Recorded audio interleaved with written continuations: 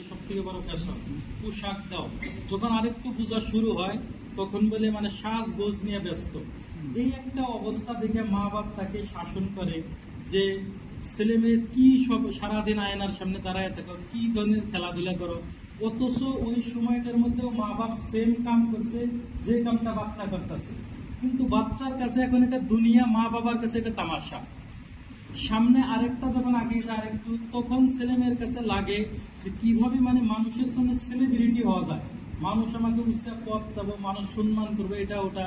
কিন্তু আগের অতীত যেটা কাটায় যায়, ওই অতীতের মধ্যে এমন কাম করে না যে কামের উপরে ওই পথটা সে পাবো, কিন্তু পায় না। কিন্তু আফসোস হয় তখন যে এই যে একটা একটা ধাপ, তারপরে আসে যে দুনিয়া কামাও, বাড়ি হোক, আমার ভালো গাড়ি হোক, বিল্ডিং হোক, বালাখানা হোক, ছেলে মেয়েকে মানুষ করি, সব করি, কিন্তু ছেলে মেয়ে কথা শোনে না। দিন রাত এই যে একটা একটা ধাপ